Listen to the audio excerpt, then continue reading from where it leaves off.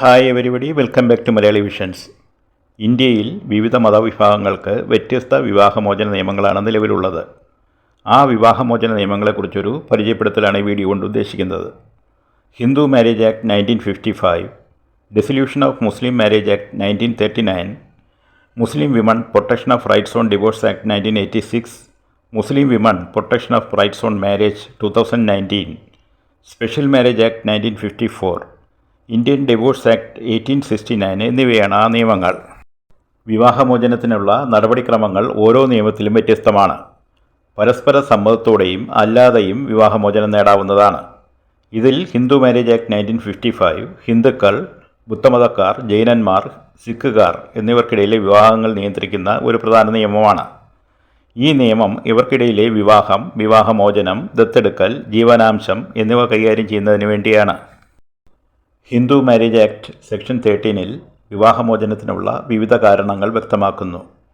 അതിൽ പ്രധാനപ്പെട്ടവ വ്യഭിചാരം അഥവാ അഡൽട്ടറി, ക്രൂവൽറ്റി, ഡെസർഷൻ അഥവാ ഉപേക്ഷിക്കൽ, കൺവർഷൻ അഥവാ മതം മാറ്റം, മെൻ്റൽ ഡിസോർഡർ, ലൈംഗിക രോഗങ്ങൾ, സന്യാസം സ്വീകരിക്കൽ, പ്രിസംപ്ഷൻ ഓഫ് ഡെത്ത് അതായത് 7 വർഷം പങ്കാളിയെക്കുറിച്ച് കേൾക്കാത്ത അവസ്ഥ തുടങ്ങിയവയാണ്. സെക്ഷൻ 13(b)യിൽ മ്യൂച്വൽ കൺസെൻറ്റിനെ കുറിച്ചാണ് പറയുന്നത്. അതായത് പരസ്പര സമ്മതത്തോടെയുള്ള വിവാഹമോചനത്തെക്കുറിച്ചാണ് പറയുന്നത്. ഇതനുസരിച്ച് വിവാഹമോചനം നേടാൻ ഇരുകക്ഷികളും സമ്മതിക്കണം. ഡിവോഴ്സ് പെറ്റീഷൻ ഫയൽ ചെയ്യുന്നതിന് മുമ്പ് 1 വർഷമെങ്കിലും വേർപിരിഞ്ഞ് താമസിച്ചിരിക്കണം. ഇത് വിവാഹബന്ധം പുനഃസ്ഥാപിക്കുന്നതിന് സാധ്യമല്ലെന്ന് തെളിയിക്കുന്നതിന് വേണ്ടിയാണ്. ദമ്പതികൾ ഒരുമിച്ച് ഫാമിലി കോർട്ടിൽ പരസ്പര സമ്മതത്തോടെയുള്ള ഡിവോഴ്സ് പെറ്റീഷൻ നൽകണം. പെറ്റീഷനിൽ വിവാഹമോചനത്തിനുള്ള കാരണവും പരസ്പര ധാരണയും വ്യക്തമാക്കണം. അടുത്തത് കാത്തിരിപ്പ് കാലയളവാണ്. ഇതിനെ കൂളിംഗ് ഓഫ് പീരീഡ് എന്ന് പറയും. സാധാരണയായി 6 മാസത്തെ കൂളിംഗ് ഓഫ് പീരീഡ് അനുവദിക്കും. ഈ സമയത്ത് ദമ്പതികൾക്ക് തീരുമാനം പുനഃപരിശോധിക്കാനുള്ള അവസരമുണ്ട്. എന്നാൽ ചില സാഹചര്യങ്ങളിൽ, ഉദാഹരണമായി ദമ്പതികൾ ദീർഘനാളായി വേർപിരിഞ്ഞ് ജീവിക്കുന്നുവെങ്കിൽ കോടതിക്ക് ഈ 6 മാസത്തെ കാലയളവ് ഒഴിവാക്കാം.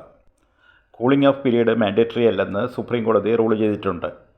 6 മാസത്തിന് ശേഷം ദമ്പതികൾ വീണ്ടും കോടതിയിൽ ഹാജരായി തങ്ങളുടെ തീരുമാനം ഉറപ്പിക്കണം.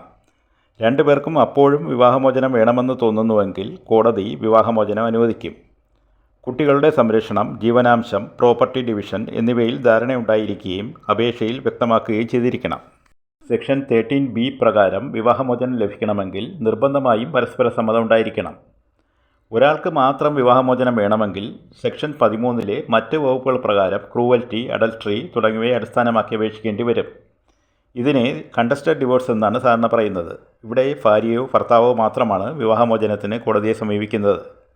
കണ്ടസ്റ്റഡ് ഡിവോഴ്സിൽ പെറ്റീഷണർ നിയമപരമായ കാരണങ്ങളോ കോടതിയിൽ തെളിയിക്കേണ്ടതുണ്ട്.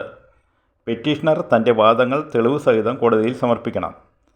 കണ്ടസ്റ്റഡ് ഡിവോഴ്സ് സാധാരണയായി മ്യൂച്വൽ കൺസെൻറ്റ് ഡിവോഴ്സിനേക്കാൾ കൂടുതൽ സമയമെടുക്കും.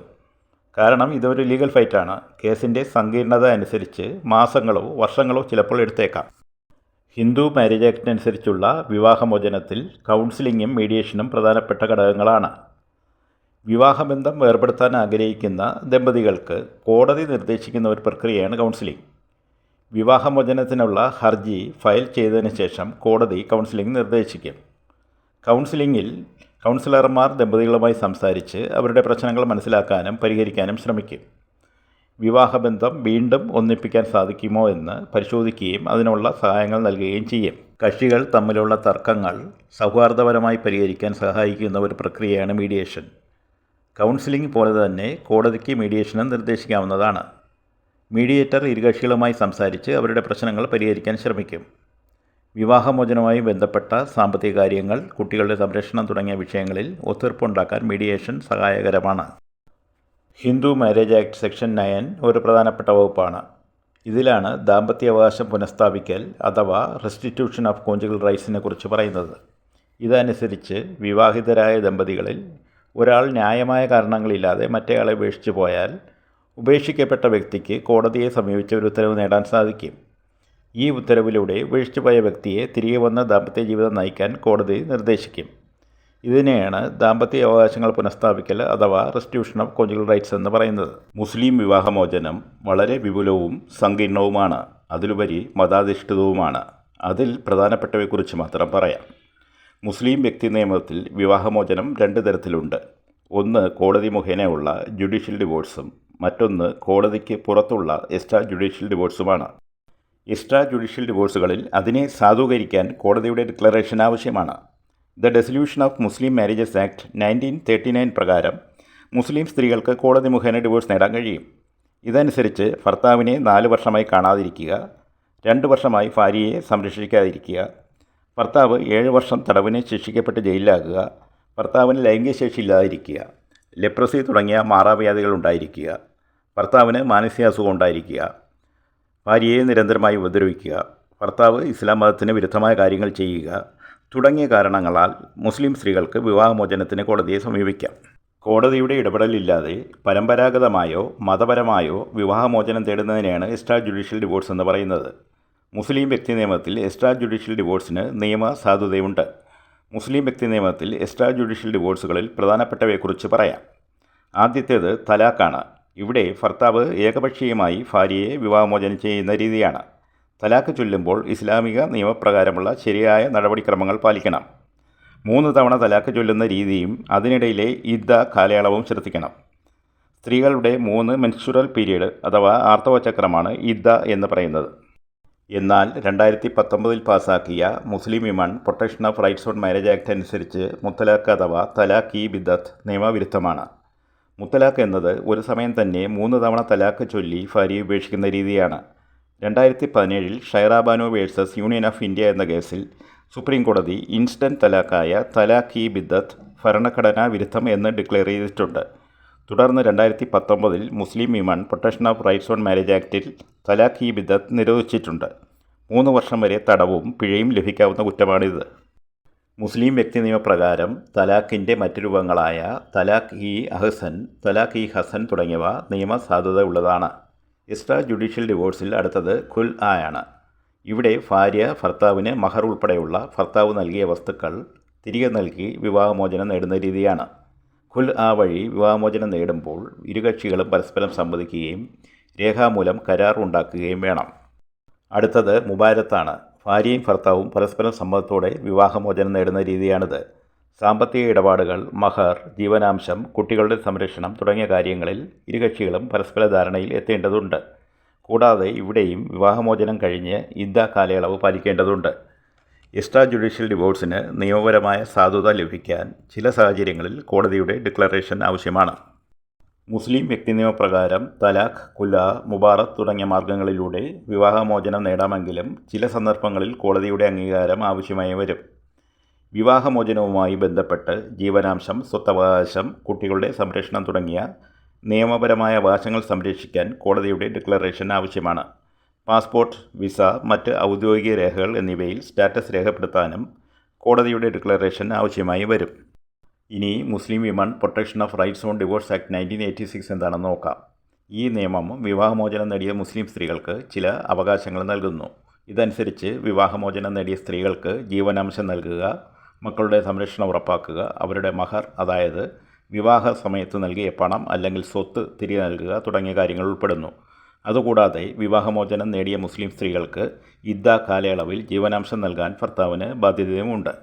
ഈ നിയമം മുസ്ലിം സ്ത്രീകൾക്ക് വിവാഹമോചനത്തിന് ശേഷമുള്ള ജീവിതത്തിൽ സാമ്പത്തിക സുരക്ഷ ഉറപ്പാക്കുന്നതിന് വേണ്ടിയാണ്.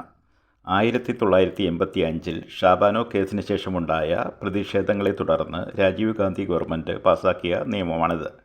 ഷാബാനോ കേസിൽ വിവാഹമോചനം നേടിയ ഒരു മുസ്ലിം സ്ത്രീക്ക് ഭർത്താവിൽ നിന്നും ജീവനാംശം ലഭിക്കാൻ അവകാശമുണ്ടെന്ന് 1985 സുപ്രീം കോടതിയുടെ വിധിയുണ്ടായിരുന്നു. എന്നാൽ ഈ വിധി മുസ്ലിം പേഴ്സണൽ ലാസുമായി ഉണ്ടായ തർക്കങ്ങളെ തുടർന്ന് രാജീവ് ഗാന്ധി ഗവൺമെൻറ് 1986 ഈ നിയമം പാസാക്കുകയായിരുന്നു. ഇനി ഇന്ത്യൻ ഡിവോഴ്സ് ആക്ട് 1869 എന്താണെന്ന് നോക്കാം. ക്രിസ്ത്യൻ ദമ്പതികൾക്ക് ഡിവോഴ്സ് നൽകുന്നതിന് വേണ്ടിയുള്ള നിയമമാണിത്. ഈ നിയമത്തിൽ വിവാഹമോചനത്തിനുള്ള കാരണങ്ങൾ, നടപടിക്രമങ്ങൾ, ജീവനാംശം തുടങ്ങിയവ ഉൾപ്പെടുന്നു. ഇന്ത്യൻ ഡിവോഴ്സ് ആക്ട് സെക്ഷൻ 10 പ്രകാരം വ്യഭിചാരം, ഉപേക്ഷിക്കൽ, ക്രൂരത, മതപരിവർത്തനം, മാനസിക രോഗങ്ങൾ തുടങ്ങിയ കാരണങ്ങളാൽ ക്രിസ്ത്യൻ ദമ്പതികൾക്ക് വിവാഹമോചനം നേടാം.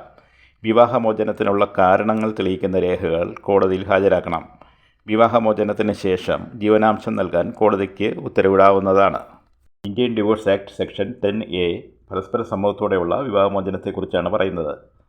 പെറ്റീഷൻ സമർപ്പിക്കുന്ന ദമ്പതികൾ കുറഞ്ഞത് 2 വർഷമെങ്കിലും വേർപിരിഞ്ഞ് താമസിച്ചിരിക്കണം. പിന്നീടുള്ള കോടതി വിധികളിൽ ഈ കാലയളവിന് ഇളവ് ലഭിച്ചിട്ടുണ്ട്. കുട്ടികളുടെ സംരക്ഷണാവകാശം, സ്വത്ത് പരിപാലനം എന്നിവ സംബന്ധിച്ച അവകാശങ്ങൾ ഒരു സംഘർഷവുമില്ലാതെ പങ്കിടാൻ അവർ പരസ്പരം സമ്മതിക്കുകയും വേണം. മ്യൂച്വൽ കൺസെൻറ്റോടെയുള്ള ഡിവോഴ്സിന് അപേക്ഷിക്കുന്ന ദമ്പതികൾ ജീവനാംശം സംബന്ധിച്ച വിഷയത്തിൽ സമവായത്തിൽ എത്തിയിട്ടുണ്ടെങ്കിൽ അവർക്ക് കോടതിയിൽ നിന്നും എളുപ്പം വിവാഹമോചനം നേടാം. സ്ത്രീകൾക്കും പുരുഷന്മാർക്കുമുള്ള വിവേചനപരമായ പ്രൊവിഷൻസ് ഇല്ലാതാക്കാനും ജെൻഡർ ഇക്വാളിറ്റി ഉറപ്പാക്കാനുമായി 2001 ഇന്ത്യൻ ഡിവോഴ്സ് ആക്ട് 1869 അമെൻഡ് ചെയ്യുകയുണ്ടായി. ഇനി സ്പെഷ്യൽ മാരേജ് ആക്ട് 1954 എന്താണെന്ന് നോക്കാം. ഇന്ത്യയിലെ എല്ലാ പൗരന്മാർക്കും അവരുടെ മതം പരിഗണിക്കാതെ വിവാഹം കഴിക്കാൻ അനുവാദം നൽകുന്ന നിയമമാണ് ദ സ്പെഷ്യൽ മാരേജ് ആക്ട് 1954. ഈ നിയമം അനുസരിച്ച് വിവാഹം രജിസ്റ്റർ ചെയ്തവർ ഇതേ നിയമം അനുസരിച്ച് തന്നെയാണ് വിവാഹമോചനത്തിന് വേണ്ടിയും കോടതിയെ സമീപിക്കേണ്ടത്. സ്പെഷ്യൽ മാരേജ് ആക്ട് സെക്ഷൻ 27, 28, 29 എന്നീ വകുപ്പുകൾ പ്രകാരമാണ് ഡിവോഴ്സ് പെറ്റീഷൻ ഫയൽ ചെയ്യേണ്ടത്.